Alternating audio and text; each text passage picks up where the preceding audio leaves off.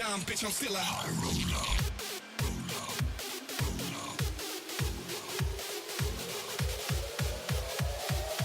I don't need a dime, bitch, I'm still a high roller.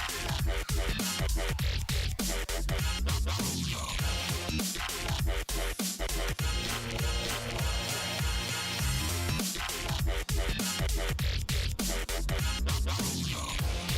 don't need a dime, bitch, I'm still a high roller. Bitch, I'm still a high roller.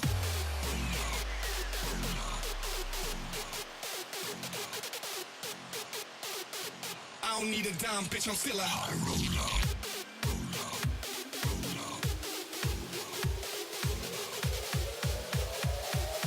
I don't need a dime, bitch, I'm still a high roller.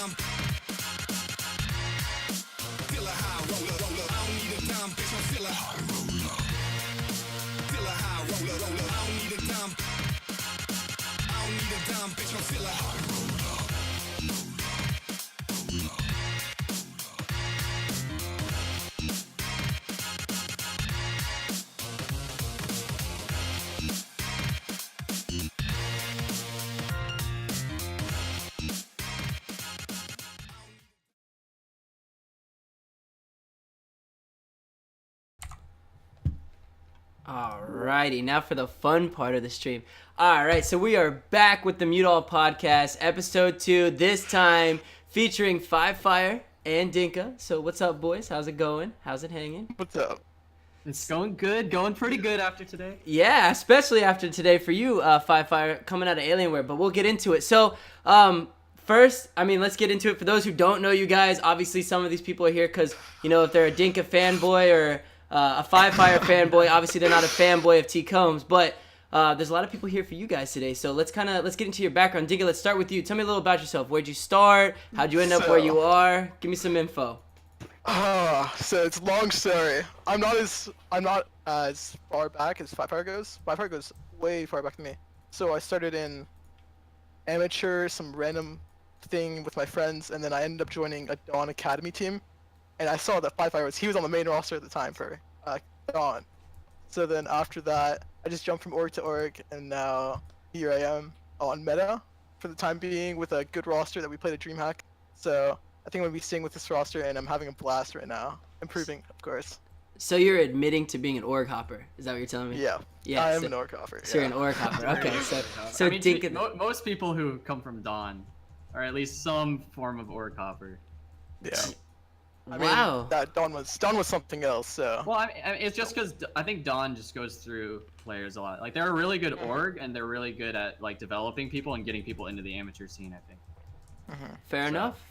All right, Five Fire, it's your turn. Give me some background, man. Obviously, like Dinka said, you're older than he is as far as the scene comes. Not quite older than me just yet, but you're older from the scene. So give me some background from you. Where'd you start? All right, yeah. So I've been playing an amateur for basically a full year now, little over a year. The first thing I ever played in was was it the Winter Invitational last year for Upsurge? Oh, yeah, So I yeah, don't think I Winter played Invitational. in the fall split. But yeah, I played that with Dawn. I was on the Dawn main roster actually as an AD carry player. I was disgusting Caitlyn Yeah. one trick.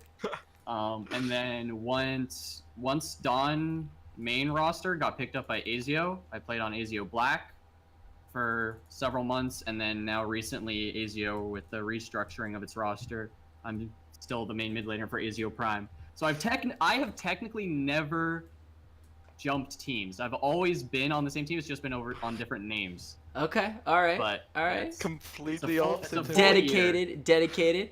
And then you're headed to Scouting Grounds, right, next week? Yes, and so I'm the number 1 points mid laner for Scouting Grounds. I forgot to say that I transferred to mid lane sometime in that Dawn path. I don't remember. I got out of that horrible AD carry position, but yes. But so I'm going to Scouting Grounds.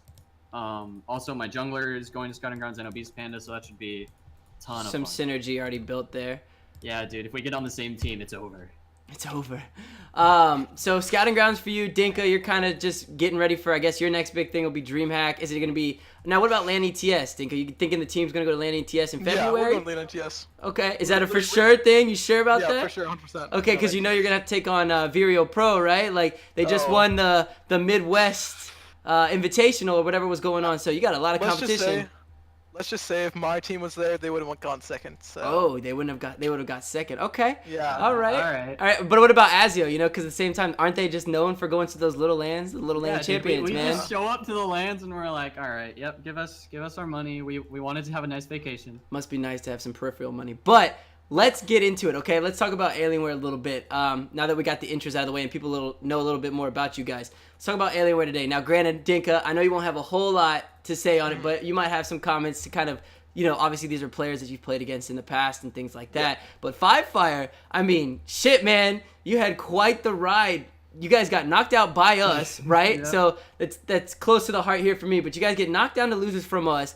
You have to climb all the way through, right? Where people thought, man, they're going to get knocked out at some point. You know, there's teams like Curry Palace down there, Zenith's now down there. You know, Polar Ace ended up being the opponent. And then you just turn it around, like 2-1 against Polar Ace and move to the final. So, I mean, kind of take me through that, man. Like, how was the team feeling when you guys got knocked down in the kind of the journey throughout losers bracket? So when we got knocked down, it was like, it really sucked because we were like, oh shit, now we have to beat, like we knew we were going to have to beat Zenith anyways, but now it was like a deciding match, right? And we also were like, if we're going to have a really good chance of beating Supernova, we can just beat them in the best of one, right? Okay. And then move down. But so then once we got knocked down, we were like, okay, we have some time, because a lot of the teams who were early on in losers bracket, you know, they had some plat players or whatever. The random colleges, the random college teams. Yeah, exactly. But then we were just waiting to see who won between Supernova and Zenith. And you guys won, and so then we started hard prepping for Zenith. It was pretty similar the whole way through, where it's like, okay, we're hard prepping for Zenith. Okay, we beat Zenith. All right, who is possibly next? And we would have to like do the math, right? Look up at the top where everybody is in winners bracket and where they're gonna fall down. Yeah, and then we were like, all right, we have to prep for Supernova. But then you guys ended up beating Polar Ace in 2-0 fashion. 2-0 fashion. Well, in DSG Oh, first, yeah, right? in DSG first. 2-1. Right. And we were like, oh shit, okay, maybe we actually need to prep for Polar Ace. So we started doing a little bit of both. And then we saw that you guys were able to take them down 2-0. And so that night, we actually prepped for like, well, at least I did. I don't know what other people on my team did, but I prepped for like a good 3 to 4 hours on Polar Ace. Just for that Julian VODs. mid? 3 to 4 hours? Watching the VODs of the games, going through, because we had scrimmed them like a month ago-ish. So I was also looking back through those games and looking back through our drafts and whatnot and trying to, you know, make sense of it all and think about it. But yeah, so it wasn't that bad, right? We had to play more games, right, which kind of sucked. There was a lot more long days. But beyond that, I mean, we still had to just get through the same teams, right? Whether we were in winners or losers. Right. So, I guess, you know, kind of, because, Dinka, you got to play Polar Ace in, what was it, UPL or DSG? UPL. Okay, so that was a best of 3. It was a 2-0 from them, right? Yeah, 2-0. So kind of looking at it, did you expect the strength to come? I mean, when I ended the podcast, we had expected that to happen, but you were so sure in your tweet that you guys were gonna come I out and was so perform. sure. So I mean, kind of what did you think of Polar Ace? You know, seeing them with Alienware and actually getting to play against them. Did you think they were gonna be a team that was actually that strong? So after I versed them, I was like, I didn't really. I obviously they're a strong team. Like they're a really good, like a really good team. Don't get me wrong, but I didn't think that it was them outplaying us. It was us outplaying ourselves because of how much pressure was put on us. Right. Because for that, it was like we were only in UPL, right? We weren't in any other like organization. We weren't in DSG or anything. So if we get kicked out of UPL, that's it. Like Right. the team is over. Yeah, like, that's we have it. nothing to do after that. So after we lost, obviously. It was just like, okay, we're the ones who made the mistakes. They weren't the ones that outplayed us. Even though they did play well, don't get me wrong. I don't want Right. to blame them. I don't want Right, to. right. But, Hey, don't worry, so- man. Like you're not gonna yeah. get stuck in a hole. You can say what you're gonna say. Like yeah, at the end of the day, someone's gonna take something as flame. So if you thought you were gonna beat them, that's cool. Like we So thought the same thing. Look what happened. It happens, man. yeah. So then, when I watched the ASU game, so I did watch the ASU Polaris game because I was really rooting for Polaris to go down. I haven't wanted that team to go down in a while. So after they got down, I watched the second and third game, and I just think that like, wow, you guys really like they were gone after that second game. The third game that wasn't Polaris, so that was a different team. Yeah, Like, and that wasn't the Polaris I versed, that's for sure. And I think Like, that's the thing that everyone's thinking, right? Like, kind of how this week's gone, right? Like, Polar Ace has lost to a lot of teams, well, Supernova in general. But then Azio gets added to the list, right, of teams to beat Polar Ace. And suddenly these guys that are, like, on top all the time, they're just not there anymore. And Yeah. I don't have much to say about it. I mean, because I'm not the head coach for my team. You know, shout out to my coaches, all three of them, and all the stuff that we do prior prep to Polar Ace. But I think we're just at a point where, Zoo said it best yesterday on the stream after the 2-0 that we had. Like, it looks like Polar Ace kind of plateaued, right? Like, they finally got exposed for the weaknesses they have as a team. And, you know, teams like us and now Azio, you know, they're starting to expose the teams for that weakness. You know, and I think that at the same time, you know, they still have potential. And it just kind of depends how the teams are gonna pan out. But let me ask you, Five Fire, what are your expectations for Vegas? Because I know the message that I got was, damn, you guys got lucky to have one free win. So how are you expecting Vegas to go? Because you won't start with us. You're going to start with, like, the LAN we'll team start with one of the other or teams. the Team Liquid training team. So how do you think Vegas is going to go? Do you think it's going to go all 5 games with you and us and Azio? Do you think it's going to be, like, the LAN team with an upset? How do you think Vegas is going to go? I'm gonna be honest. I don't think there's a chance for a LAN team to upset. Like I think especially given another 3 weeks to a month of practice. About 3 weeks, yeah. Supernova and Azio, right, are gonna be at that level where they don't lose to any of the whatever bad teams or like mediocre teams, right? It's like if we're gonna lose, it's only to each other. Right. And then I think I would like to say that the series will definitely be a lot closer than the one we had today. Because for two main reasons. One was we were actually tired as hell. Like I said, I had been prepping the previous night because I couldn't sleep. And then also we had to play 3 long ass games, right? And then the second thing was we didn't actually prep for Supernova at all. Because we were like, the only thing that matters is that we get top 2. And go to Vegas, That's all we right? care about. Yeah. We want to go to Vegas. Right, that's all. Like when we were screaming at the end of the Polar Ace match, it wasn't we were screaming, "Oh my God, we're going to Grand Finals." It was we're going to Vegas, right? Right. So- Yeah, I mean, and that's the fun part, right? Like now, both teams, 10 people. I know, unfortunately, Dinka, you don't get to enjoy Vegas with the rest of us, Yeah. but we are getting to go to Vegas, so that'll be a good time. And some people are kind of talking about scouting grounds, right? Because that's kind of the next big step. We got 2 going from Azio, so you and Obese Panda, which is great. We have 3 going from Supernova, Bob Jenkins, Tactical, and Strumpus, which is awesome. And then, we got some Polar Ace people going as well. We got Winter, Julian. Who else do we have from the Flares is going as Jurassic well? and Flares. Jurassic. So pretty much their whole they're roster, really winning minus the F4. minus DMK. So a lot of the talent is going from the 3 teams that placed in the top, and then some talent throughout. We got Sir Kenji now that got accepted and things like that. So there'll be a lot of players that are going to be off for like pretty much the next 7 days. You guys are out there for like a whole week, pretty much. Yeah, we're out there for a week. Yeah. So you guys will get a lot of good practice, which I think will translate well and create a good finale in Vegas. Because I really think that a lot of you guys are going to get picked up, hopefully, to teams coming out of scouting grounds, and hopefully, fingers crossed, they give you guys the opportunity after Vegas. We don't want anybody getting taken before Vegas. If not, it'll be a clown fiesta. Yeah, that was the real tragedy I was talking about actually with some people today. Is like, it would mean the world to me to get picked up by a team, but it would also really suck especially because Azio's roster is like completely new, right? Right, for sure. Yeah. Like I've never gotten to see any of these people, but I really want to meet all of them. So yeah, well, hopefully, from what I hear, you guys at least have a little bit of a break after scouting grounds, which is just enough time to pull this Vegas thing off. We'll get to go to Vegas, we'll get to have a good time, get to meet each other, and hopefully give these other LAN kids and everybody else a high five, because it's probably not going to go past the first round. But outside of that, let's get into something that Dinka will have a little bit of fun with, and I'm sure my friends at Upsurge will have some fun with as well. Let's talk about UPL a little bit, and we'll talk about DSG as well, because they're both leagues that, although Azio's not playing in DSG, you guys are playing in UPL. We're all playing in UPL. It's pretty much the only thing that we can do because there's nothing else going on during the season. So it's a good way for us to get some decent practice in and get some shoutcasting. Dinka, how did it feel, man? Like, I know you probably blame me up front, or maybe blame Daruk a little bit more, because I'd blame Daruk. But how did it feel being taken out of the All-Stars vote after you were winning? Granted, I also want to know, do you actually think that you were supposed to be in that All-Stars vote?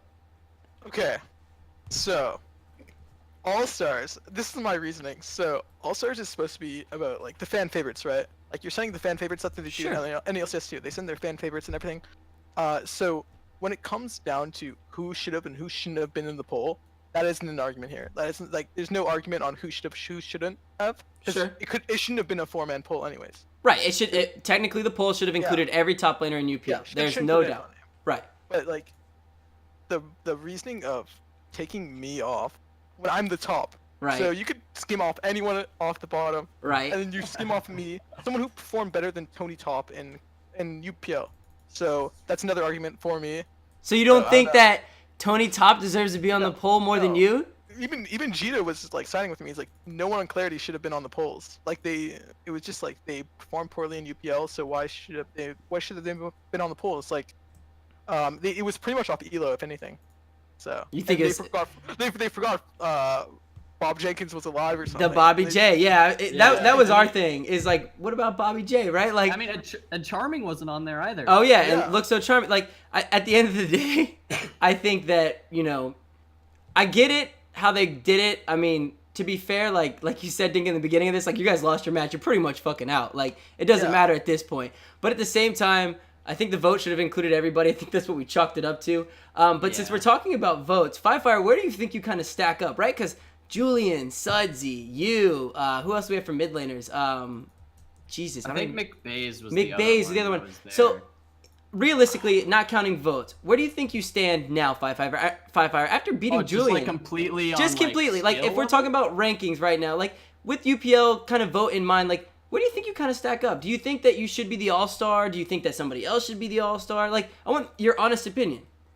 I think in terms of the All-Star vote, I can be All-Star, because I think the top two mids for sure in AM after today is me and Strumpus. Okay. Right? Yeah. That's pretty much it. But then in terms of like people who have like been active in the community and like popular in the scene, and maybe it's just because I'm not in the same circles as Strumpus, but like I've never really seen him around. Fair enough. I mean, he spent like, we'll call it like 2 months in the GGA, like in GGA. Jail center or boot camp, whatever they were calling it. You know what I'm saying? But he was there for a while. Things, So, so you think definitely top two for sure? Yeah. So I think like in terms of skill, I think Strumpus and I are going to really, really show up, especially at scouting grounds. And then because the All-Star vote is a little bit popularity, a little bit skill, I could see myself winning it.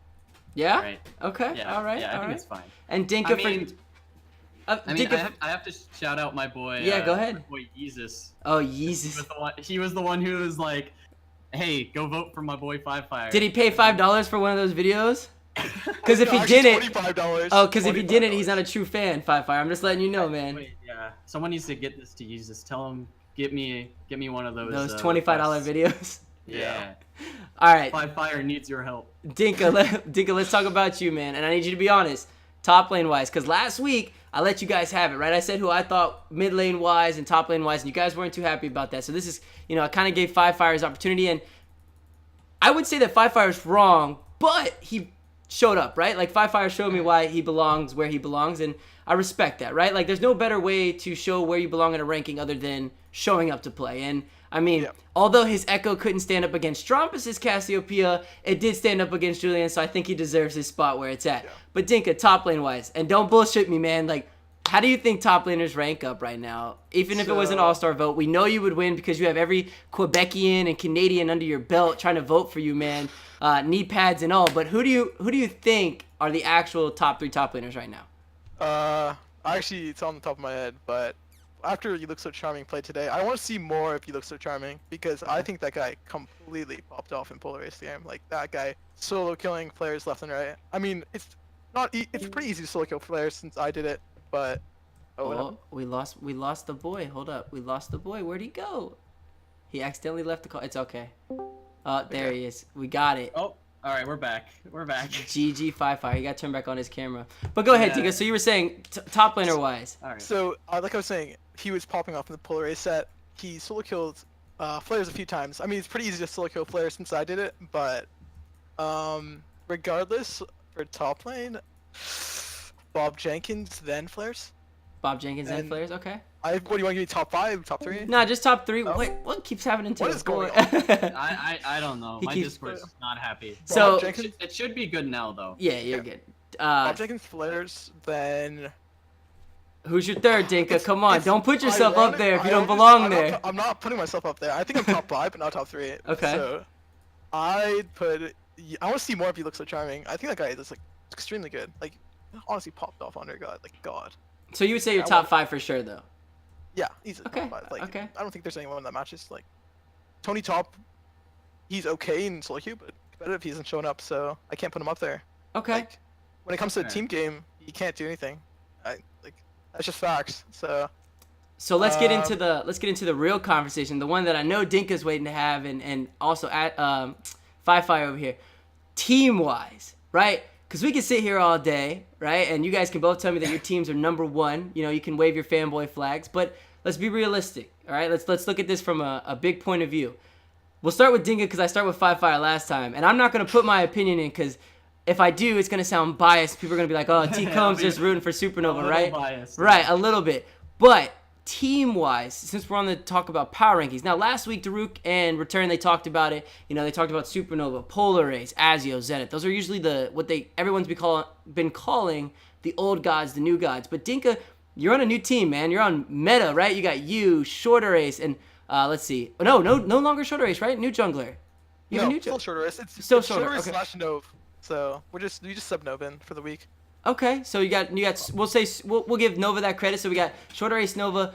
Your mid laner is Focus, right now. Yeah. And then you have your bottom laners, which are which two? Wixie and Cat Ears. okay, Cat Ears, the boy Cat Ears. How could I forget about him? But Wixie's the new one on the Yeah, block. you don't even remember my team, bro. I What's know, going right? on? I'm sorry, man. Hey, when you don't compete in anything, how am I supposed to remember Oh them? my god. So That's a Dinka, shot. That's a shot. let's talk about teams, right? And I would say right now, let's talk about power rankings, like as it currently stands. But we won't go into that because Supernova's on top right now, boys. Let's be realistic, okay? But let's talk about going into the future. Let's pretend scouting rounds, everybody comes home, they come off of practice. Let's talk about like as if we were going into LAN ETS, all of the teams. How do you think we stack up going into LAN ETS? Now that's roughly 3 months away, almost 4. So if we go to LAN ETS with Zenith, Vireo, Meta, everybody that we know, we won't credit the college teams because collegiate never works out. So let's talk about amateur teams. Collegiate's a coin flip. That's Right, it's a coin flip. So how do you think it works out, Dinka? Who do you think top 3 teams are? Because nobody cares about anything below top 3 because you don't get any money if you don't place top 3. Yeah, So that's true. top 3 going into February, who do you think it's going to be? So, I actually had stuff for this. So, like top 3 is just in amateur. You can't even say a top 3 anymore. After seeing Azio beat Polar Race, like that's it. Like I'd say there's top 3, but they're all mixed around. Like even top 4 at best. Like I can't put any team at top 1, like number 1.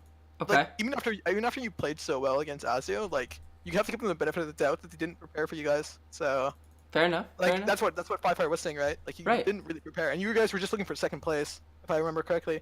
Like Yeah, that was our main goal. Was yeah, like, your main goal was second it place. was top two. So if I'm thinking ETS, it's probably Curry Palace if they end up they do come back, like with City Witty and all those guys that beat you in Canada. Okay. You you guys talking obviously- about DreamHack Montreal? Yeah, no, I'm talking about ETS because they're gonna go to ETS. Oh, that's for sure. ETS. Okay, because I was gonna say DreamHack Montreal does not count for me because that was a Canadian team I made up on the fly and Yeah. hoped Sudsy would carry. Okay, so give me Yeah. a break on that one. But tried if hard. so, top. You tried, yeah, I tried. Right, he tried so hard. But your top 4 teams, and we won't say like you have to place them anywhere, but 4 teams that you think are going to make it at least to that final portion. Who do you think they're gonna Okay. be? Supernova, if Azia does go, I don't know. Since Five Fire might get a spot on. Yeah, if Five Fire does it, if everybody comes home.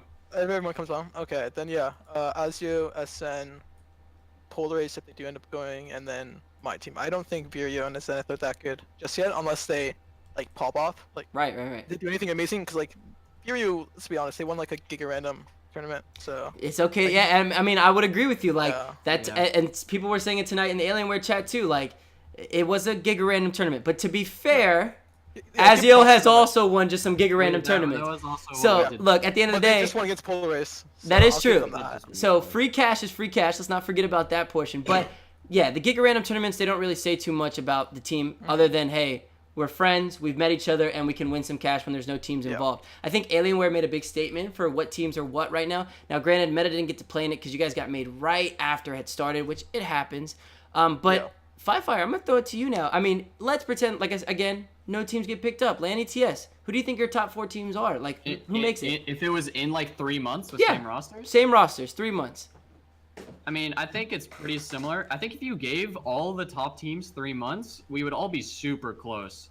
So like whatever, SN, PA, and AZO, right? Who are like right now pretty much the top 3. Right.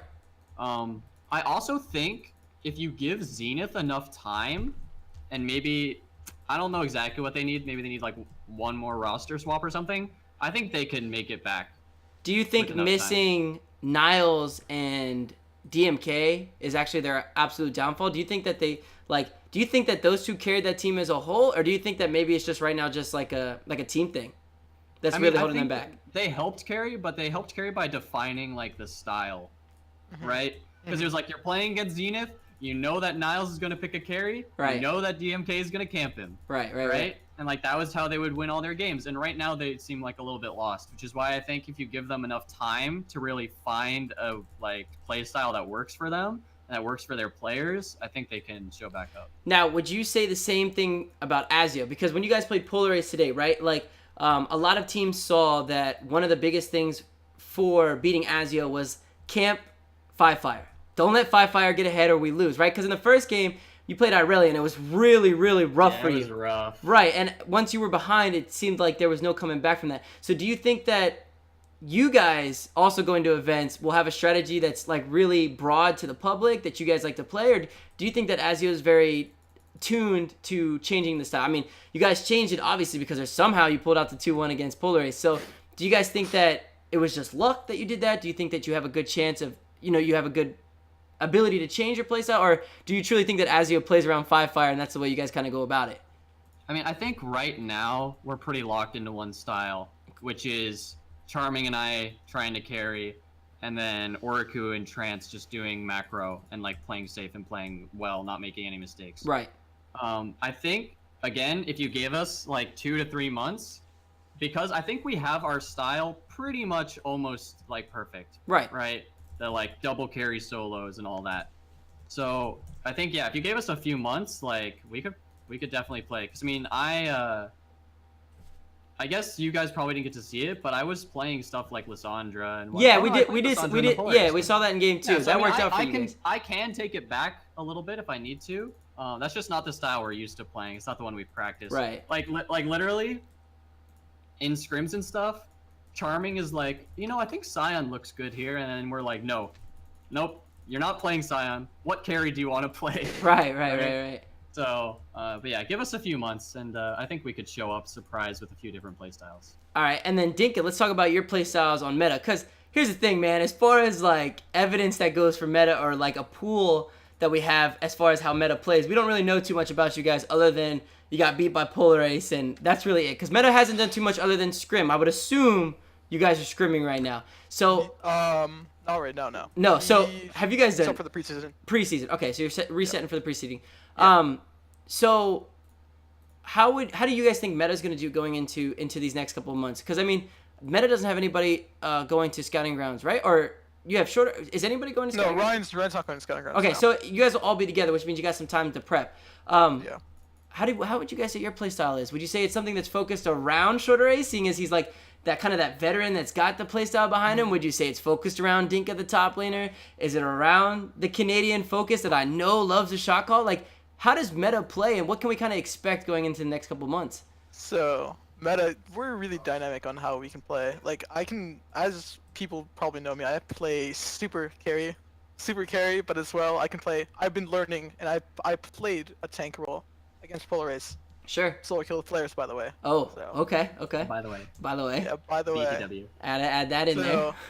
So, throwing that in, it's just really like we haven't found our playstyle yet. I think that's why our downfall was so easy, like versing Polar Race. That's why it wasn't. I don't think it was a struggle. Like. Well, you guys were brand new, so we gotta kind of give you Yeah. that, right? Like, what was the expectation?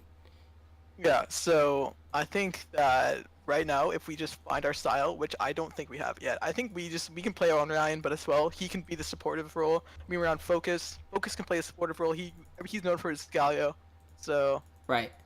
It's really just at this point we have so much time to grow, and at ETS I think we're gonna be a totally different beast. Okay. So. All right. So planning for that land ETS, I like it. I Yeah. like it.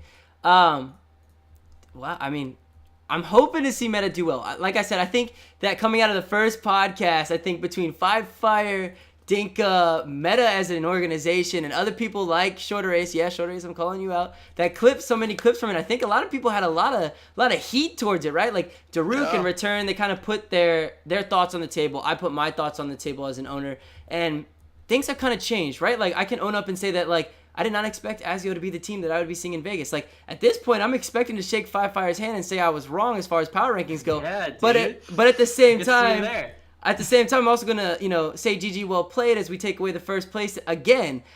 So, hopefully, don't give us a free win in that one. But, I think there's a lot of things to be said kind of for the amateur scene, right? Like, it's kind of in a weird place as far as teams go and kind of what's expected. It's not like in the former years.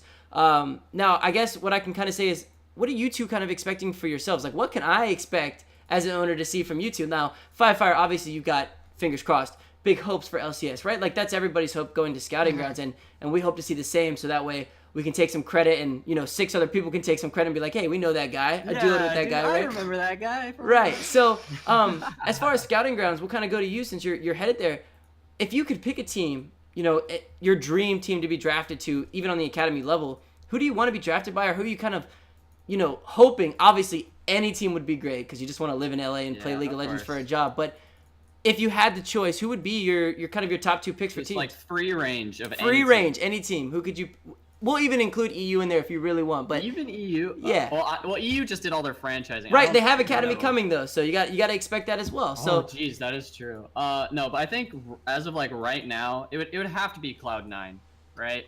Like, because I'm not sure obviously what's going to happen. Sure, but there's sure. a chance- No. There's a chance that Golden Glue gets picked up by a team, so then you would get starting academy spot. Right. And Cloud9 have shown that they actually really put a lot of effort into their academy team and like a lot of dedication. for sure. I mean, look at Blabber, right? Yeah, exactly. Look at Blabber, Golden Glue too, because he was on the academy team, right? But he got to show up. And yeah, it would just be super sick, I think, to play for them, just for all of those reasons. And if not, who would your backup be? My backup, now that one's a lot tougher, because I've thought about this quite a bit. And originally, I would have said Echo Fox because I really love Echo Fox, and like they've been like one of my favorite teams for a long time. But then that stuff that happened with Phoenix and who was it, Apollo? Right. No, not Alltech. Alltech, right. Where like so all that stuff started happening. That makes me feel a bit like more lukewarm towards them. Okay. So actually, I would maybe say Golden Guardians because I'm friends with some of the people on Golden Guardians. I think that they're. So you want to go to GGS, the team that didn't get I think got one win the entire season. That's where you want to go. Dude, I mean, you got to start somewhere. Okay.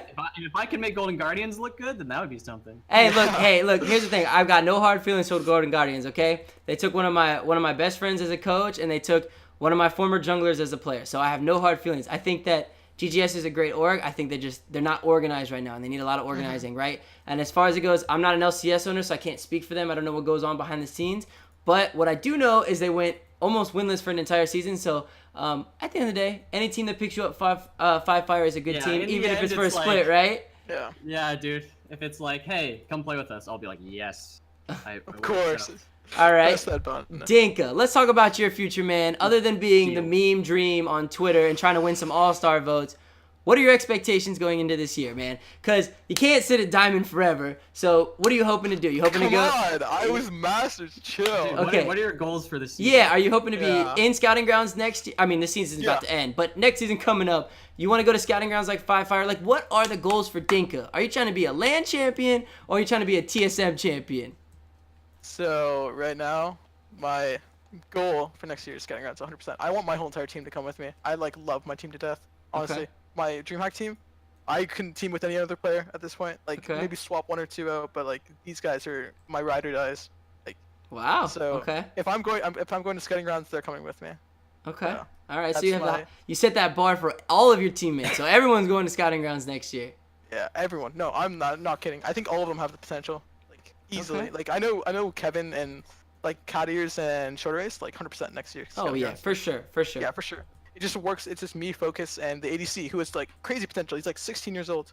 And he's working so hard. Yeah, because he's the new kid on the block. At least for me, Yeah. he's the new kid on the block. Yeah. So- He was on Dawn for a little bit, and then he's Okay. he's the same as me, where he just jumps teams. Seems like all of you start on Dawn. I don't understand Yeah, what the why? fucking Dawn point is the org. Dawn like, is such a good intro org. Jesus Shout out to Christ. them, dude. Yeah, I mean, shout out to Dawn for surviving as long as they have. But all right, That so is true, scouting too. scouting grounds. That's And what your then- expectation is. Yeah.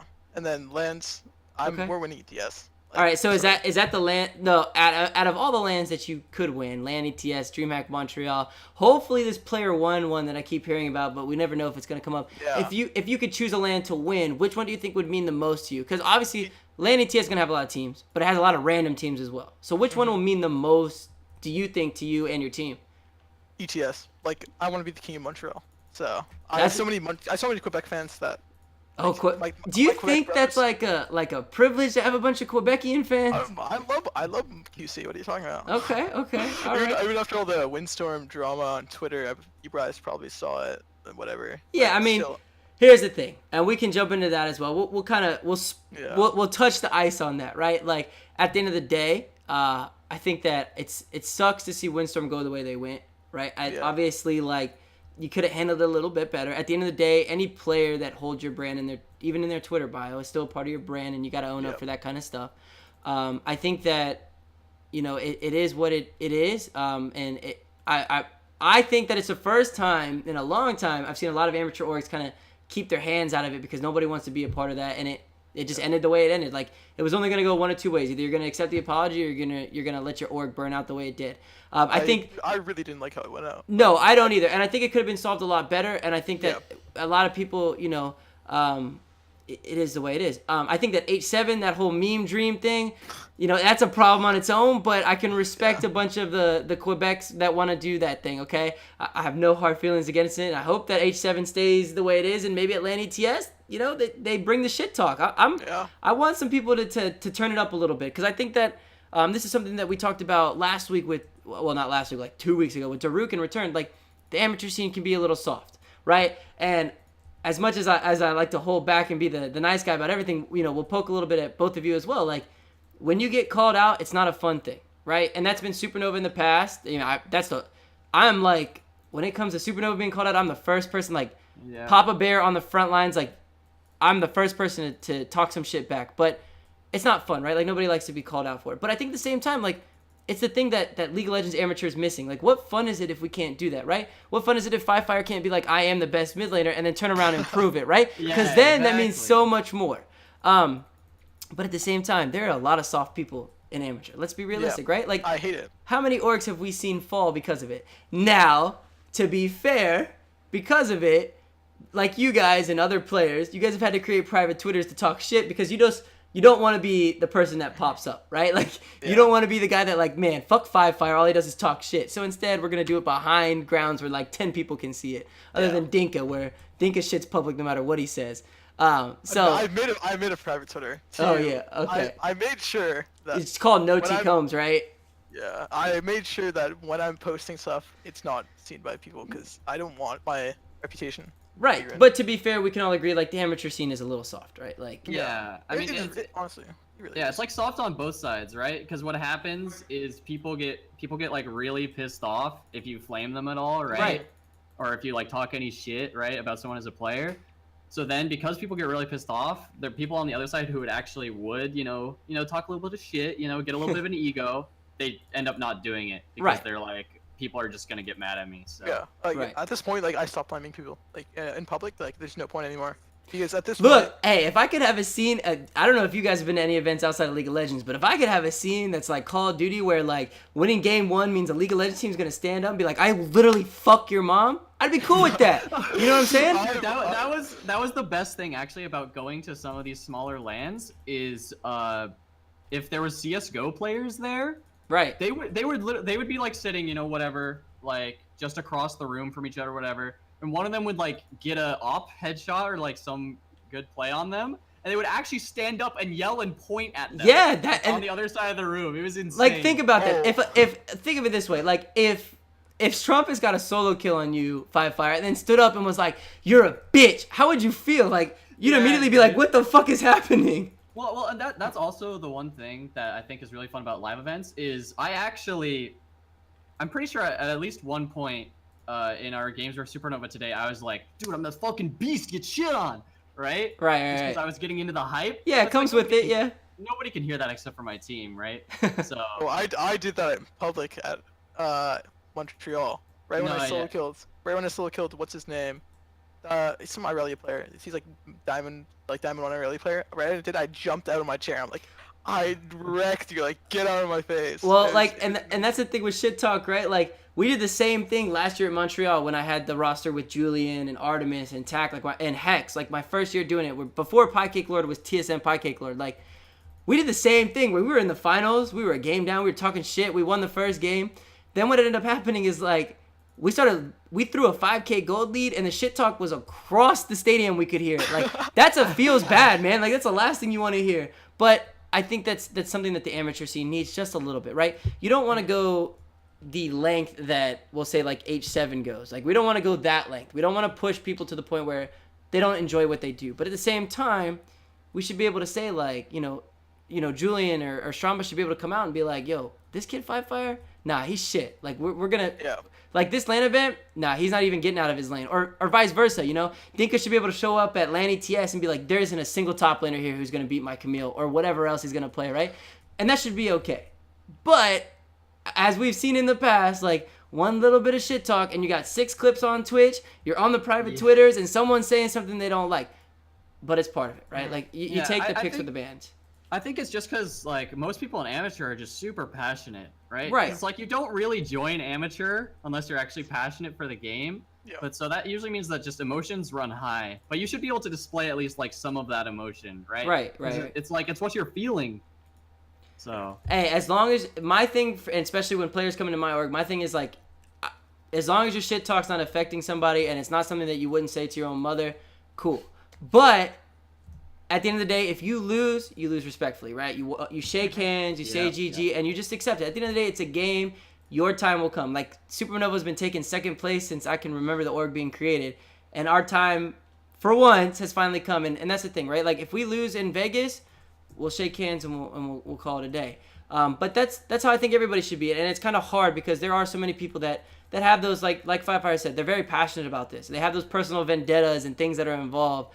And that sometimes gets in the way, right? Like, you start to take your relationships with people, or like, you know, we were friends and now you're just talking shit. Like, they don't remember that it is all just shit talking. It's just a game. Yeah, it's banter. Yeah, it's banter, right? And and if EU West can do it and nobody gets upset, or even Korean solo queue can do it and nobody gets upset, we should be able to as well. But it is what it is, right? It just makes me like, I honestly have so many drafted tweets. Like I want to call people out, but I And feel as like long as you're doing it without saying something that would be like, like a windstorm finale, then I think it should be Yeah, okay. You know, if you yeah. think if you want to turn around and tell Bob Jenkins like, yo, next time I see you, that's it for you. Your lane's done. Cool. But just like Five Fire, if you say like, hey, it's gonna be an easy 2-0, and then you turn around and get 2-0, you better be ready to tweet and be like, did I say easy 2-0? I meant against Polar Race. Like, you gotta accept that Yeah. kind of stuff, Yeah, like you know? King Georgie. I remember King Georgie did that. Oh yeah, King Georgie. Right. Yeah. Because he was the one who said it was the easy 2-0 against Supernova. Right. And then they were like, oh, JK, we actually meant we're going to beat AZO 2-0. Right, and that's the thing. Like, if you prepare to talk shit and you lose to an org's main team and their academy team, you better have a really good tweet, because everyone's gonna be like, "Damn, this shit did not age well." So, but I mean, you have to be able to take the heat, right? If Yeah. you're dishing it out. So. Yeah. I feel like if you dish it out and you can't take the heat, you shouldn't be doing it in the first place. right, Like, I mean, you know, look, I'm gold 5 and I dish out heat and solo queue all the time, okay? But if I lose my game, I accept that, okay? And I leave as soon as possible.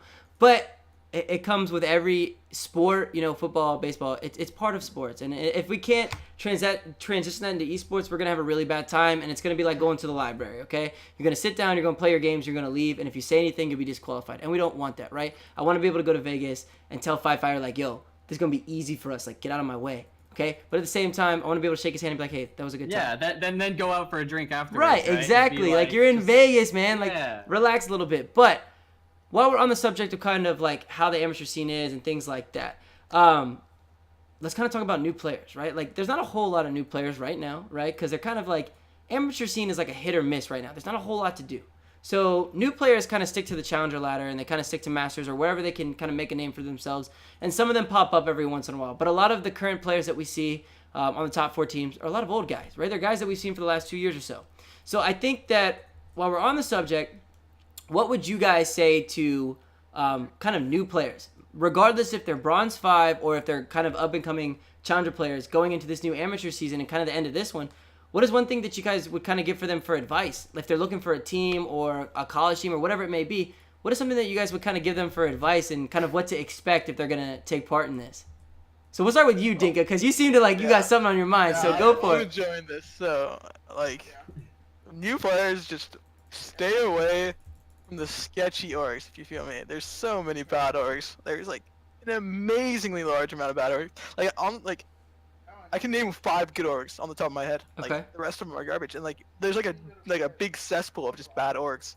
Like, that's, like, the biggest thing. Like, you need coaching staff. You need analysts. You need people to help you. You Right. can't just be a 5-man roster and that's it.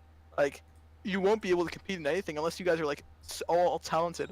Like, I've been on so many different teams where there was, like, we weren't given funding, we weren't given, like, exposure, which I think is the biggest part of an org right now. It's like, you should be giving your players exposure, and, like, because if they get off that team, like, what are they gonna get from it? Like, if you're going 7th place in UML, like, if you're a new player, you're going 7th place in UML, like UPL, whatever. Like, what are you getting from it? Like, is your org giving you exposure? Is your org, like, helping you? Right. Like, helping you out of amateur, like, in solo queue? Also giving you landing advice? Like, what are they doing for you? If they're doing nothing, you're in the wrong org. Like, you should be somewhere else. Fair enough. There's so many, like, there's so many new orgs coming up too that are giving funding. Like, I haven't been in the amateur scene for a while, but this year there's been so many orgs that are just willing to drop like 10K on just random players. Like just like fly some random players. Like, you saw Virio, they sent literally like when I went to DreamHack, they sent like 20 people, like 15 people to DreamHack. Like, where did you get that money? And thank you. Right. I don't know. So this is like a new age for organizations. Like, they're stepping it up. Like, so many new orgs are like getting to different games, like inviting people. Like, Wildcard was like the president of, like, that's a good org. Right, Now- right, for sure. Yeah, And now they're everyone's like just- PUBG prodigies, right? Like, Yeah, that's like their PUBG thing. parties. Yeah, they came from making an amazing LoL team and spewing out amazing players, and then now, I don't know.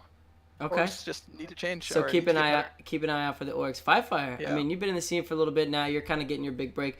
What would you say to a new amateur player? I mean, a guy that's looking for an amateur team or collegiate. I mean, Dinka kind of hit the nail on the head with the watch out for the sketchy orgs. I mean, we've heard that for years, right? But Yeah. I mean, even kind of with the heat that you have behind you and your org, like, what would you say for amateur players? Like, what should they pay attention to going into being new?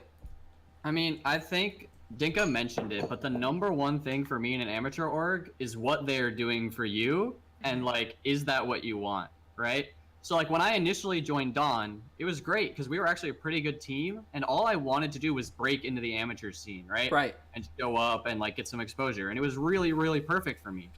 And then on ASIO, when we were going to a bunch of different lands and stuff, that was great and that was awesome, and we were also getting some good coaching because it had started to evolve, right? Where it was like, okay, well now I know how to play an amateur, and now I need a coach, Sure. right? So I can actually really learn how to play. And even like, there was a point actually when ASIO was like, when we were in our slump, right? Before we reformed our roster, Yeah.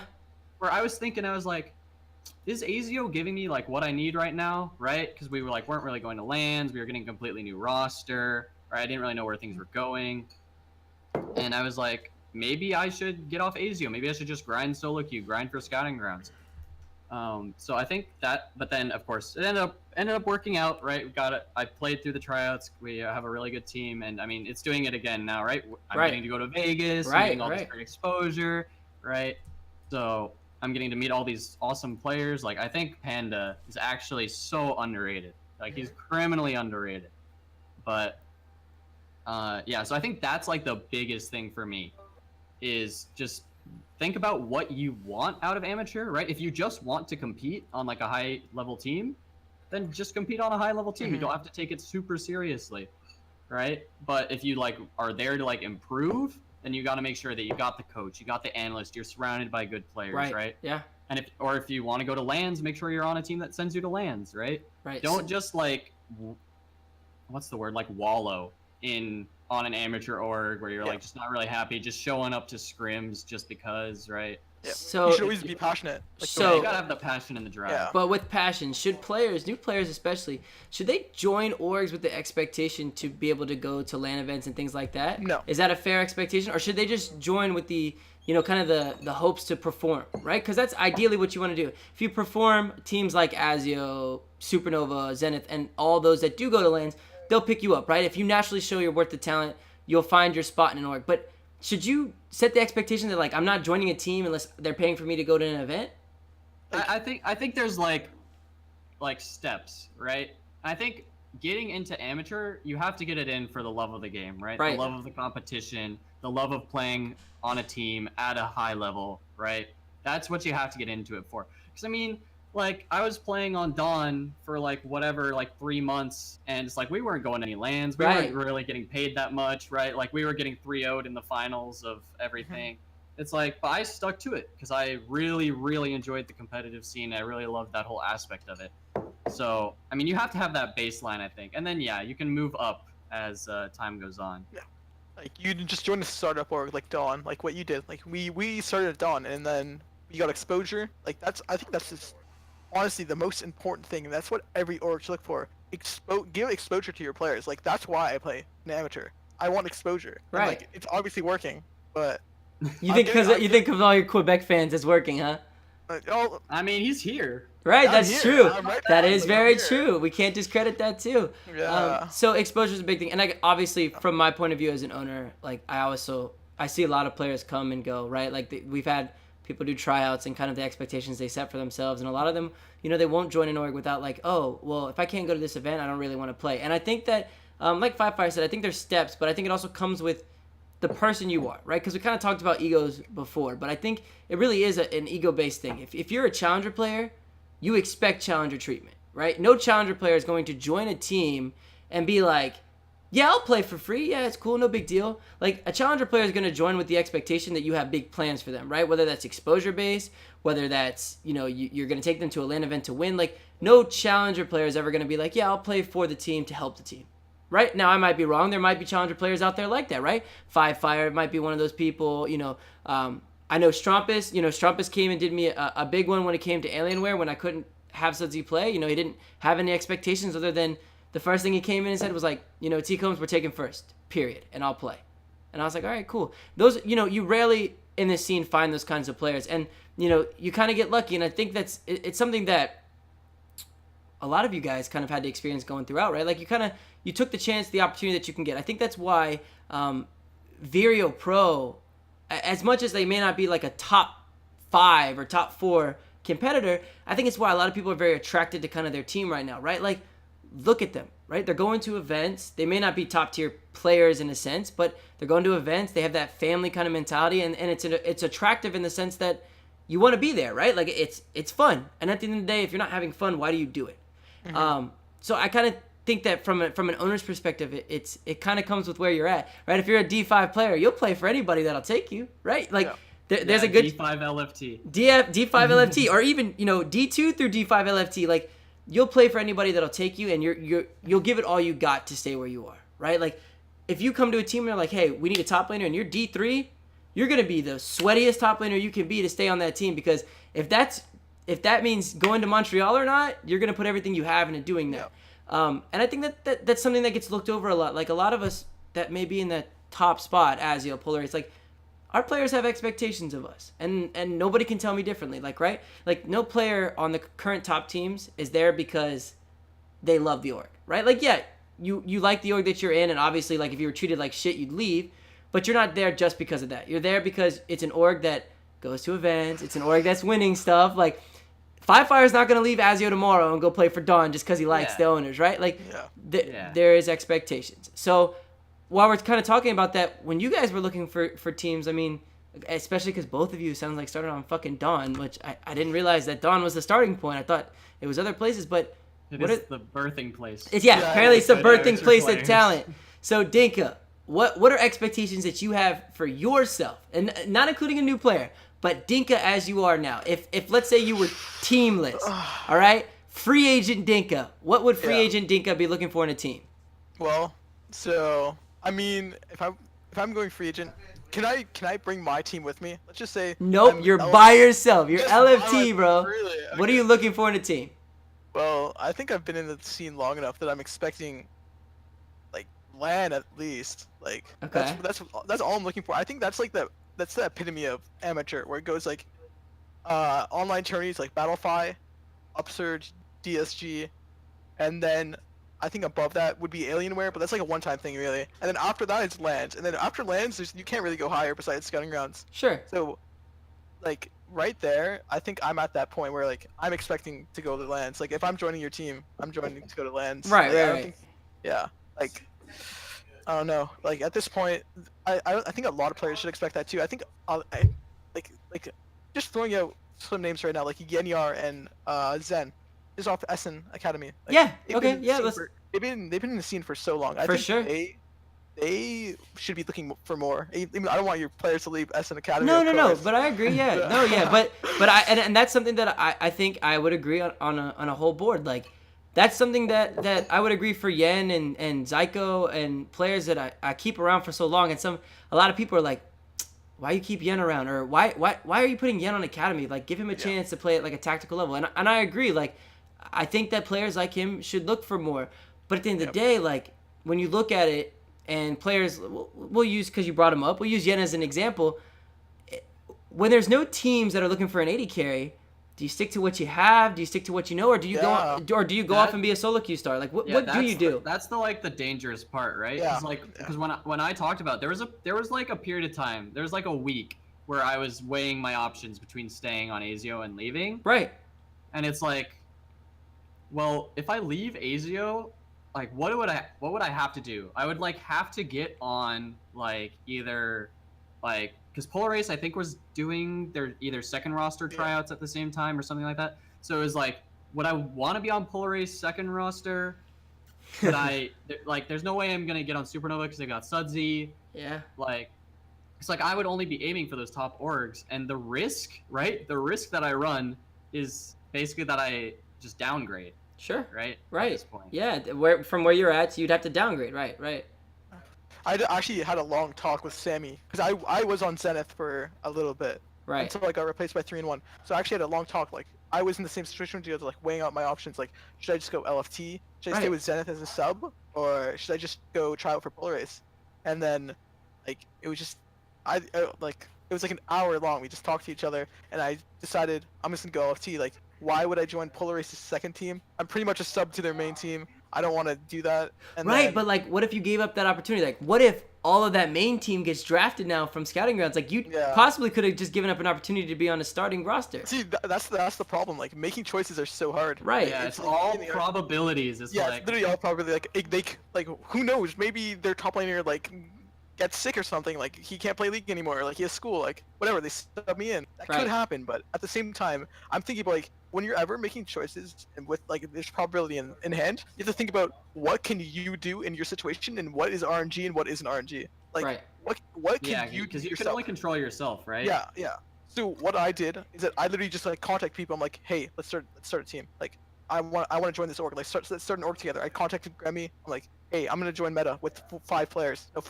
Right. It's- Confidence each on the gets a board. turtle. Right. Yeah. Okay. So and then we got cat ears and yeah, that's what happened. Right, which I'm gonna be honest, cat ears and shorter race when we saw them on the roster was a surprise because Yeah. again, not that I discredit Dinka or Focused or anything, but shorter race and cat ears, I had really high expectations. Those are like we said, those are players that have been around long enough that I assumed would shoot for something, whether it be amateur, collegiate, or scouting grounds. We're gonna shoot for a lot more, especially shorter race, right? Like every year we see his post for academy, and every year we hope that he doesn't have another tainted minds kind of thing, right? Like we Yeah. don't want him ending up in OPL again, suffering of a heat stroke. But those are kinds of players that I didn't expect to go to Meta, which, all gratitude to Grammy. Like that's amazing that people have enough confidence to kind of go to a new org with that kind of background. I think that's the thing, right? Like like Five Fire said, it's all probability, right? Yeah. I mean, we were promised help because the situation with DreamHack Montreal is that Focus played for almost everything. So I feel bad for the guy at this point. He paid a lot of money to make sure everyone goes to DreamHack. So I literally I asked Remy, are you gonna fund us going to DreamHack ETS? Right. DreamHack ETS or ETS, and he said yes. So I'm like, okay, I'll join. Right. I mean, but that's the thing, right? That's an expectation you had. Like, Yeah. would you have joined if a LAN event was not in your future? No. Yeah, exactly. So and that's an expectation that Dinka had. Yeah. So everybody hears it, right? Dinka's a sellout. You don't pay for Dinka, yeah. Dinka don't want to be there. Yeah. I good. mean, I'm not gonna give you free exposure or whatever just because I like you. Right. I'm here for a reason. I'm not here to make friends. Sure. Yeah, I mean, I the- was here to make friends, but like, Yeah, I think the expectations is summed up really well. Basically, it's like good players expect good orgs. Sure. Right. And Right. that kind of goes back to the rank thing, right? Like challenger players expect challenger treatment. Right? Like we can't discredit that. Even if they're one tricks, they expect good treatment. I mean, look at Bobby J. Everyone thinks he's a Ken in one trick. I can tell you right now, he doesn't go. He's a beast, right? He's shown up. I think he's pretty Yeah. much proved it. Like versus Polaris, it was a little awkward because he played Ken in both games, right? But just like from seeing him playing in the past and stuff, and playing against him today, and playing against him in scrims like in the past 2 months, he's actually like a beast. I think he's probably one of the best amateur players. yeah. And let me ask you something. What's wrong with all of these orcs? Like the man plays Kennen for a living. Why don't you guys ban that shit? You just think it's fun to see him ult your entire team into the ground? Like what is the thought Well, I mean, process behind that? For Azio, it's like we've seen him. We know he can play Urgot. We know he can play Aatrox. His Victor, I'm lukewarm on it. I haven't seen him pop off on it yet. But like, I mean, he can play the good stuff. He can play the good stuff and Kennen. So it's like, do you ban the OP champions? Or do you let him Or have you ban Kennen? His Kennen. Right. It's like, I mean, it's actually such a strong tool in like pick ban. Well, for, let me tell you for something. Bob Jenkins. When it comes to Bobby J and kind of them going through pick and ban, the first thing he says is like, I can play it into anything. It's fine. Like if they're gonna leave it up, just give it to me. I played every matchup. Even if I don't win, I'll be helpful to the useful team. later. Right. Yeah, He's a beast. Oh my that's the thing. God. Because in the Polaris matches, he was like 0-2-0, and then he deletes the entire backline in like 1 second. Well, and that's the right? other thing. Like with the Fiora pick today, we were like, what the hell is that? Like Fiora mid into Irelia, that's amazing. And then it was like, oh wait, we're gonna pick Kennen, and I was like, oh wow, Strompa's gonna play Kennen mid into Fiora, that's even better. And then they swapped. I was like, oh, so I was like, Strompus is that confident playing into what's considered a counter matchup, and we're gonna see Kennen top. Okay. And then suddenly in game one, it was like, I'm gonna be honest with you, Five Fire. I thought y'all had that. I was like, wow, that. I was actually doing really well in lane. Like I burned all of his corrupting potions and I set up the dive, and then I failed to flash over the wall, which was tragic. That was actually just like probably one of the worst moments of my career right there so far. But after that, I was actually a little screwed because I meant to take teleport that game and not ignite. You meant to take TP? Oh, I thought, I'm gonna be honest with you, no. Fire. I thought you were big balling it, bro. I was like, wow, Ignite, this man really wants to trade with Strompist. Yeah, no, because we've practiced this matchup a couple of times in scrims before. Because I used to play Fiora mid into Galio, because that was the counter pick way back when. Right, yeah. And every time I took TP, and every time it actually went really well. But then, credit to Strompist, he actually really punished me super hard for not having the TP. He got the shove, he got it bounce back. I was really screwed because I had no flash. Gank me, kill me, push it in, and I mean at that point it was just like over for me in that lane. Right. But maybe two things. Maybe if I had taken TP, things would have gone differently, and maybe if I had not failed that flash into the Raptor pit. But all right, boys. Well, hey, while we're in it, let's get into one more subject, and we'll kind of wrap it up. But since we're on the subject about new amateur players, okay, and kind of what they should expect from orgs, and you guys gave a really good point of view because again, it's kind of cruddy for me to give a point of view because I've never been a player, okay? I've always been the owner that's just picked up players, right? And I know that I've gone through everything from Challenger egos through basic Gold 5 egos, which are like, hey, Tyler, we'll play for you if you just let us play. And I've had people that are like, man, if you don't got $200 a month to give me, I'm not playing. But let's kind of talk about, because I know this is something that's been asked from me as an owner and kind of some people in the past, but somebody brand new that doesn't even know what the amateur scene is a brand new player to League, but wants to kind of be competitive. What are some struggles that you guys kind of went through outside of exposure? What are some things that game-wise you guys went through? Like, was CS something for you? Finding a champion pool, like picking your lane, like what kind of made you guys stand out to the people that you are today? Like where did you start? Other than your teams, like how did Fire become the mid laner he is today? Obviously you had a lane switch, so when you started League of Legends, what's some advice you'd give to somebody? What is some advice you would give to old Fire, like brand new starting League of Legends Fire, that would make him better today?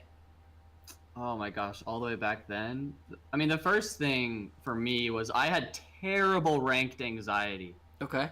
Right? Like I had some insane number of normal wins, like 200 or something, before I even hit like the ranked solo queue up button. Like I played through like a lot of season 1 and I never got placed. I only got placed like halfway through season 2.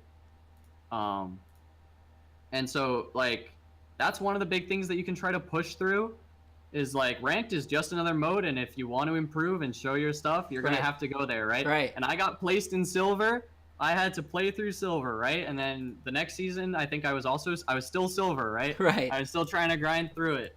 So I mean, it can take time, right?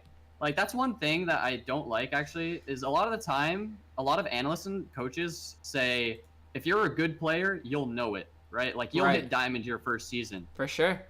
I literally was unranked season 1 and I was playing with like all silvers. Like those were the borders in my matches, silvers and bronze. I was silver season 2, silver season 3, and then I took a break from the game for like season 4 and a little bit of season 5, and I actually went and played Dota, which was a little interesting. Okay.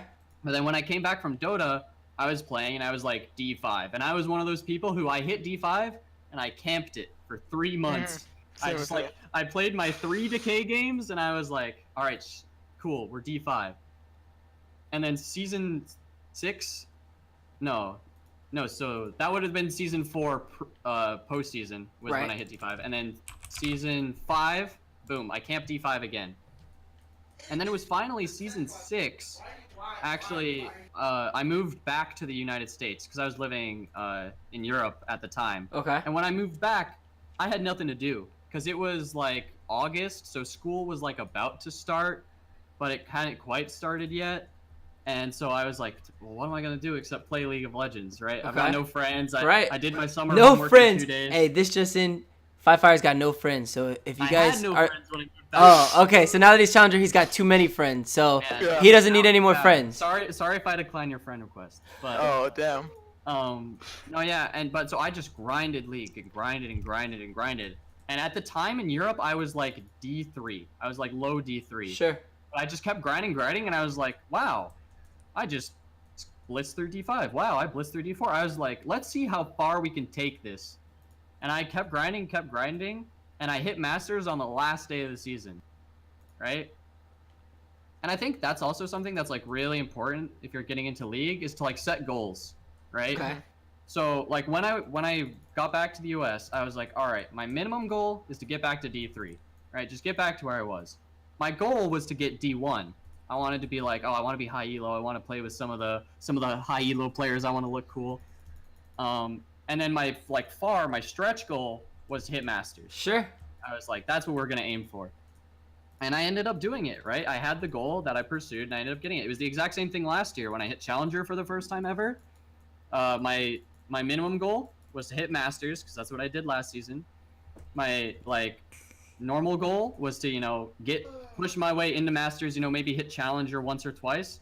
And my stretch goal was to end Challenger. Sure. Right? And so you have to create those goals, and you have to reach for them, right? Yep. I think it's similar in amateur, too. Like, if you have the goal of sitting where I am now, right? Being on a team who is, placing really highly on these events and, is a talk for one of the best orgs and, it gets to go to these LAN events and stuff. Like, you got to aim for that goal and you got to try to chase it down, right? Yeah, Dinka, he's talking about you being bottom tier. Shut your mouth. Yeah, I know. I on, Dinka. heard the little ego. No, speak. I no, saw- Dinka's like, I want to go to scouting grounds. Dude, that was my stretch goal this year. It was like, Right. I was like, all right, minimum Challenger, and then I was like, my stretch goal was, let's go to scouting grounds. Sure. And I did it. So you Yeah. just got to aim for it.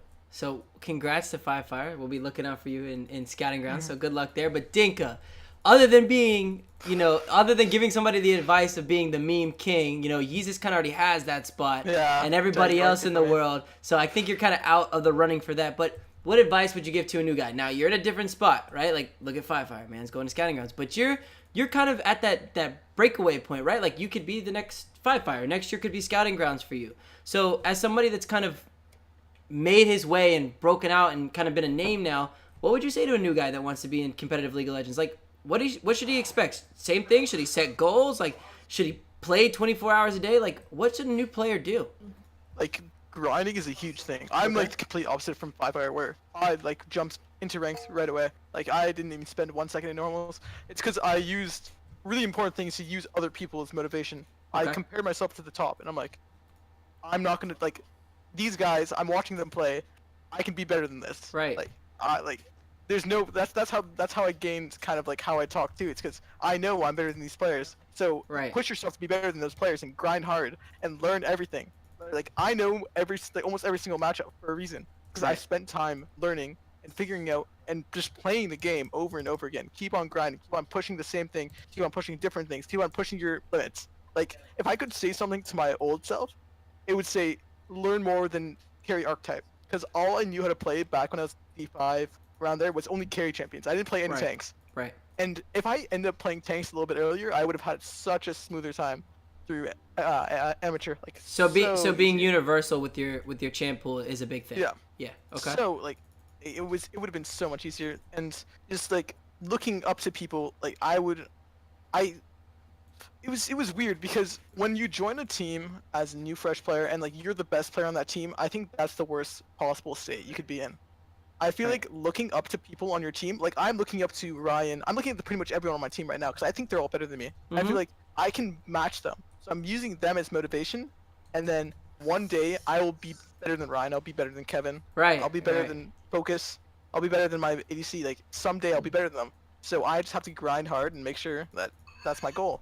I'm better than them, and then That is a really good point, actually, about being with good players and players who are better than you. I made a tweet that was something to the effect of playing against good players is so much fun Right. because you get to learn so much more, and it's even better when they're on your team because they can teach you certain things. And also, if you have better players on your team, that probably means you're going to be scrimming players that are better than you too. Yeah. For sure. And Yeah. you improve so much faster. It's everyone always says lose is improve, but it's really true. If you're getting just shit on over and over by this guy, and then you're like, damn, I need to figure out a way how to beat him. That's some real motivation right Sure. there, Yeah. right? Because you're like, I need to be love better than this guy. yeah, I love versing good top players. The worst feeling I have is winning, like stomping the top laner. That's like the worst feeling. Like I'd rather just get stomped and then watch the bot over and over again and figure out like Sure. what did I do wrong. Right. Like I like Misty Stumpy. I love versing him. I love versing Flares. I love versing Bob Jenkins, even though he didn't show up in scrims. But like that's whatever. Like even though those things happen, like I'm versing these amazing players, like these top tier amateur players. And, like, Right. I'm having a blast losing. Like. Yeah, no, I know. lose- When I was playing against Bob Jenkins, I was doing some split. I was on some split pusher. I think he was playing like Scion, and he like dropped a lane ward while I was split pushing somewhere, and I was like, wait, that ward is actually so smart.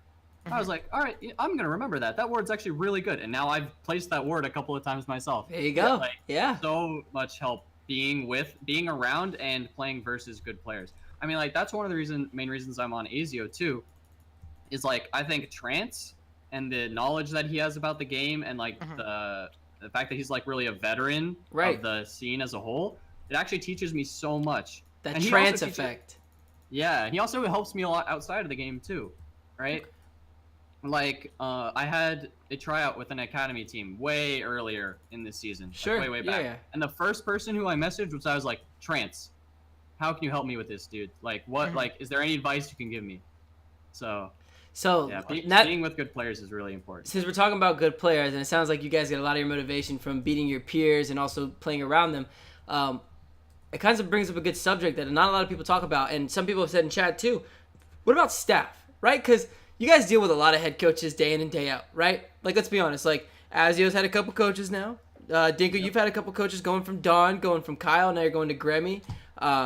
Supernova's had a plethora of coaches from, Zoo, which I've been more than lucky to have, now Daruk and J4 Japanese import. Like, staff is got to be a big deal right now. Yeah. I guess that's kind of why I'm asking you guys, because for me the first thing I think of is like a good team's got a good coach, but sometimes that's not the case, right? Like we see this team of 5 veterans that does well without a coach. So is staff important to you guys, and do you think it's important to new players coming up on the scene? Yeah, I like honestly like staff is like I brought it up earlier when I was talking about like new coming orgs and like especially like when you're first joining a team, you need staff. Those players that like those 5 veteran players that are just like popping off without staff, it's because they had staff to begin with. They had staff Right. to get where they are. Like they didn't just come into the scene like 1v9 their way into whatever team Yeah. they're on. Fair Like, enough. they had people behind them. They have a past. Like every player has a past. Like you don't just come into the scene and like you're 1v9. Like everyone's worked with different players. Everyone's worked with different staff. Like I think that like working with Grammy, like Kyle, I worked with Deos. Right, Deus, for, yeah. Yeah, for DreamHack, and now he's on Zenith now. Like sure. I just feel like they've had such a great impact on me. Like especially like Grammy and Deus. Like if I wouldn't be where I was, like where I am now, without Grammy and Deus, and them just like supporting me every step that I take, and like pushing me to like get out of the box and do whatever I need to do to become the better player. Okay. And Five Fire, what about you? How important is staff to you? I mean, you've dealt with a couple coaches. You guys have Spirit Breaker right now, and you guys have had other coaches in the past. Like, has good staff reflected well on you as a player? Do you think it's something that all players should look for is good staff, or are good players just good enough to kind of carry you through? I think, well, for new players, I think it's really tragic that there's not that many like really good coaches in the amateur scene. There's not like that many new ones either. So it's kind of rough in that aspect. But I think once you do get yourself established, at least, somewhat, people know your name, you've played in a couple tournaments. Right. I do think staff are like really, really important because, I mean, a lot of the staff have been around for longer than the players. For sure. Yeah. And they've seen more than you, right? They're the ones who've been in the scene longer than you, right? They're the ones who are actually going to teach you to get up to that higher level. Right. I don't think staff is super important for like an upcoming new player. I think just playing and like playing with at least somewhat good players is more important for them, because a lot of people who come into amateur are already really smart. For sure. Right? They know how to improve by themselves. They know how to, see some of the flaws in their game. Well, is everybody smart? Come on, let's be realistic, man. There's some players out there that I'm like, bro, what the fuck are you doing? So we'll say 10% or maybe 15% of players that at least know like you said, that have goals, they know what they need to do to reach those goals. But some of them don't really work on it. But Yeah, and then people need that like extra little push, right? right. Like, I think that's what the really good coaches do. Like, I'll reference what Metaphor just said in chat, which is most amateur staff just talk about stuff that the players already know and that they're already talking about. And it's like, the players are like talking about this dragon play and how it didn't go well. And the coach is like, yeah, you guys shouldn't have gone for that dragon play. It didn't go well. Right. Right. And like, those are the coaches where it's just kind of like, it's cool that they're there, but they're not that helpful. Right, you can coach yourself at that point. Like we know why the dragon the dragon fight went bad. Yeah, there's a huge difference. Oh, sorry. Yeah, there's a huge difference, and I think like that's where there's I can't name them off the top of my head, but the coaches in amateur who can take it to the next level and like say something, and you're like, oh, yeah, I didn't think about that. That is a good point. Right. Or like, oh yeah, I should have done that play, or yeah, maybe I should have built that item. It's like, when it feels like they have more knowledge than you, despite the fact that you're whatever the challenger master player, it's like, that's the coaches you want. For sure. For sure. So staff's a big deal to you guys. Well, hey, we're reaching that hour and 30-minute mark, right? Like this time we're gonna keep the SoundCloud link pretty short, so people will actually take the time to listen to it. But kind of my spiel is, I think that staff is really important. I think that I think experienced staff is better than non-experienced staff, but I think some staff is better than no staff, right? At the end of the day, somebody that can even call out simple mistakes is somebody that still can help you benefit. I think at the end of the day, something that I've learned for players is that it really is on you guys, right? Like a lot of how you want to play is going to be on how you set yourself up. Every minute that you make the excuse not to play ranked, or every minute that you set yourself up to be like, nah, I want to go do something else tonight, that's extra time that somebody else is getting better than you, and you're wasting time, right? Because the guy that wants to go to scouting grounds is not the guy making excuses. And I think that's something that that all players should know, is that, like, at the end of the day, every excuse that you make for yourself as to why you're losing is an excuse that's just holding you back. And you should look to improve and not make excuses. And I think that's kind of the end all be all, right? Like you guys as well, because you've climbed through silver and such, but I've dealt with players, like my first team was all silver, and I was on that team. I got a hard time pulling myself off that team as a jungler, and it got to a point where I had diamond players, and I wouldn't pull myself as a gold player. But at the end of the day, you do what's best for yourself and your team, and you guys got to have to stick to the goals you set for yourself. Dinka, if you're going to scouting grounds, you got to stick with it, and that's something that I would tell all players. Like, if you set a goal, stick with it, man, and tell your staff that the same thing. Like, especially you guys that are on teams right now, and my guys, like, if you want to be an LCS, tell your coaches that, so that way they can set you up. And if they can't, find higher powers. Find coaches that will get you to where you want to be, or else you're going to fall behind. But, since we're at that point, and we kind of didn't have a whole lot of shit talk tonight, which was good. We had a lot of great conversation, and I will say that, at least on my end, guys, I've had a lot of great comments that, we kind of haven't really talked about. Things that we talked about last podcast. You guys kind of set the paveway for new players. Since we're coming up on those last 8 minutes, I kind of want to give you guys the floor to say any last comments, to plug streams or plug Twitches or anything you want to say. This is your time to say, your thank yous. This is your time to throw the shade for the upcoming, if you guys got upcoming matches. This is your time to say what you want. So we'll start with Five Fire. Five Fire, you've got the floor. Go for it, man. Give me what you got. All right, first, I do have to answer my boy Houston in chat, asked what my favorite flavor of Gatorade is. It is the lemon lime, the yellow. Oh, All right. So come on. Trash flavor, but it makes sense. Giant ones, too, which are really sick. But, yeah, beyond that, I mean, yeah, thanks to everybody for coming out. If you wanted to see me, if you wanted to see Dinka, if you want to see T-Combs, thanks for coming and watching. Metaphor's flaming me for not going blue Gatorade. That one's also pretty good. I have some blue Gatorade upstairs, actually. But man, stays hydrated. Yeah, gotta stay hydrated. I mean, that's actually, I think people underestimate how much of a toll these games take on you. Right? Like, when... Could you imagine 10 games, Five Fire? Like, if we had 2 series of best of 5... Dude, that would have been insane. I was already thinking, like, they start off with a free win. If they 2-0 us... My body will probably be better for it. Right? I'm not going to be staying. He's like, I'll get my redemption in Vegas. Fuck it. Let him have the win. We would still be playing right now. Right, probably, right. Yeah, right? for sure. Yeah, but that can take a toll on you for sure. But yeah, I mean, thanks for coming out. I'm going to be continuing streaming this week. Sweet. Hopefully playing with some cool guys. Like I know Cat Ears wants to play with me. I still need to play with Nathan Fire Theft because I promised him some games. So I'll be streaming throughout this week, leading up to Scouting Grounds. Then I'll be at Scouting Grounds. So I hope you people are cheering for me. I know I'll see a couple. Well, Yeah. I'll see Metaphor there. I don't know if anybody else in chat is going to show up, but I hope to be able to show up there. I hope to be able to show my stuff, and fingers crossed you can root for me on an academy team next year. All right. Big things coming. Also follow my Twitter at 5FireLeague. Big things coming. Big things coming from 5-5. All right, Dinka, you got the floor, bro. And I know your whole meme squad is here, but give me your last thoughts, man. Your thank yous, your BM, whatever you got for me. If you want to tell me I suck, go for it. Tell me what you got, though, man. So, yeah, thank you guys for coming out. I was gonna answer a question. Kyson Law asked me, "Do you sleep with your socks on?" No, I don't. So you don't have to worry about that. Anyways, you'll see me improving on amateur tournaments for a little bit. I'm gonna try my best to make SG next year. And Okay. hopefully you see me there. You'll see me at ETS, that's for sure. Ooh, LAN And- ETS. Okay. All right. Yeah. And you might see me hopping from org to org. I'm not foreshadowing anything, but I'm gonna be staying with the Ooh. same team. But Dinka, Any if I orgs? see you hop orgs, you know that, I want you to know the more you hop, the less reliable you become.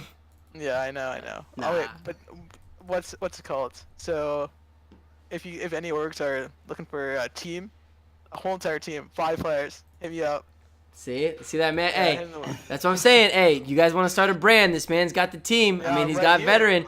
He's got it. So And I've got the personality and I've got the Twitters though. Yeah. apparently he's got the followers, and he's also got a private Twitter, just in case I anybody got a was private wondering. Twitter. If anyways who were wondering, I got a private Twitter. So, anyways, yeah, you'll see me improving. Hopefully I hit Masters before the end of the season. I demoted from 200 to 0. Big mistake playing solo queue and tilted. So don't do that. Another tip for climbing. I'd like to thank my team, Focus, Short Race, and Nove. They're both beasts. Cat Ears, Kevin, and Wixie. His name is Michael. Great guy. Honestly, love the guy. Love everyone on my team, and I really, really appreciate Deos for coaching me at DreamHack. If you guys ever join a team that goes to LAN, always go to it. That was honestly one of the best experiences of my life. Right. I loved Yeah. meeting people, just meeting my team. It was like staying up till 4 a.m. doing draft overviews, like theory crafting, and like watching Korean VODs. Just amazing. There's nothing that could replicate it. I'm just reminiscing about it now. So yeah. Yeah, I immediately too get the nostalgia of Yeah. going out, and because there was the one LAN where both of the ASIO teams were there. Right. And Yeah. that was just like the most fun I probably ever had. It was just the 10 of us, and there was also some of the people from ASIO there because they had a booth or whatever. So it was just like, oh, it's so much fun. Right. Amateur is fun, right? Amateur is That's what fun. it's supposed to be. When it comes to LANs and I've known these people for so long. Like I've known the coach Deos for like 3 years, like, even Right. before I was amateur. So when I jump into it and I'm sitting with him on the train to Montreal, since we're both like Toronto based. So I'm just sitting with him, like talking to him. This is honestly like the best experience of my life. Like just talking to one person, like I couldn't believe it was that much fun. Like if any of you guys just go to a LAN with your friends, compete, it's so much fun. I honestly, even though I went second, I had the time of my life. Like it was so much fun. Well, with that being said, from the two of you, I will say, I think I agree with both of you. I think LANs are the most fun thing, and any player or any person that hasn't gone to a LAN event, find an organization, or even at the end of the day, even if you're on an org, offer to help them out. If you can pay for your way and they can pay for the rest, that's, I've had times at LAN events where players have all shared one room, 2 beds, 5 players, one. Sometimes you do what you got to do, and I think that's something that's been taken out of amateur, is that, there are times where you gotta pile a car of 6 or 7 people and drive all the way for 12 hours. Like, do what you got to do to have that experience, because I think having an amateur LAN experience will open your eyes to so much more when you realize the dedication that some guys put into this, and meeting your friends and things like that. From me and my podcast, I will say a big thank you to 5Fire and Dinka for coming on. I know the first episode wasn't exactly in your favor, but this time it was really nice We to brought it back. We brought it we back. did bring it yeah. back. And I think that's what amateur is all about, is bringing it back and realizing that, at the end of the day, as much as there is flame behind things, there are good people behind it as well. And there are a lot of good orgs out there. And if you guys ever have questions, Fire, Dinka, or myself are great people to go to when it comes to picking an org, especially for you newer guys that may be in chat or may listen to this later. Like, there are some good orgs out there that do have your best interest in mind, and like Fire will push you to your next level, or like Dinka will help you kind of be the new shining light. But to the both of you, thank you for coming out. Fire, I'm really excited, hopefully, to be able to shake hands with you in Las Vegas, maybe buy you a drink, even if you are under the age. Dinka at Landy TS, I hope to take a trophy away from you, but at the same time, still say hello. But from the two of you guys, I hope big things for you. Fire, good luck in scouting grounds, man. I really do hope for the best. And when you do make a team, do send a jersey my way, because Pie Cake and Fan failed to do that. So I'm gonna hold it on you to do it, to be the first one, okay? So that way we can put. I actually have so many promises. Hey, you got a lot of jersey to send out, man. Going back to even old players, Wilro, Kobe, I've told them, I'm like, yeah, dude, I'll fly you out to LCS. Oh, I don't expect a flight, man, but I expect a jersey with the name. That's all I'm saying, or else I'm gonna have to pick a new team to represent. Dinka, I hope to see you at Landing TS as well, and I hope to, again, we have some good competition, or at least we go out and have a good time, because Canada right now apparently is the place to be. So we'll go out, we'll have a good time. But Dinka, I hope a lot for you, whether it's with Meta or whether it's with the new org going into the season. I hope you do really well this year. If not, I hope Bob Jenkins get to shit on you a little bit more. And Fire, I hope Strumpus and Sudsy keep giving you a run for your money, because I think it's making you into the great player you are. I need the competition. Hey, man. I love good players. You go from a Cassiopeia Echo matchup in Julian to a Cassiopeia Echo matchup in Strumpus, and man, that shit was ugly. But yeah, that was interesting. At the end of the day, thank you both for being here. And to anybody that has any interest on being on the podcast, you can always follow the stream. You can always follow the Twitter. It's a great way to be on it. I'm happy to have people on here that are going to have an opinion. If you got some more flame than these guys do, or if you want to flame these guys, let me know. We'll bring you onto the stream. We'll give it to you what you got. But for everybody that's going to Scouting Grounds, and from me as an owner for Supernova and as the person with the podcast, good luck to everybody in Scouting Grounds. I really do wish you the best, whether you do flame my org or not. I hope you guys do a lot, and I hope to see a lot of you guys in LCS. And for those of you that I'm going to see in Vegas, I'm just going to let you know right now, like, SN's not leaving without another first place. We got one, and I need a second. So, Fire, good luck in that one. And we'll see each other. Dinka, hopefully next year I get to see you in the Alienware. But from me to you guys, thank you all for watching tonight. Thank you for breaking some records for the Mute All podcast. I don't know if it's Fire's face or if it's Dinka's memes, but for some reason we broke a lot more viewers than the first one. So thank you guys for coming out. Be sure to follow both these guys on their Twitters, their Twitches, and whatever else they have for social media. They're both up and coming, and especially that guy Fire over there. He's going to do some good shit this year, so be sure you check him out. But outside of that, thank you both. Thank you guys all for viewers, and we will see you guys hopefully next week. All right, guys. Thank you very much. Bye.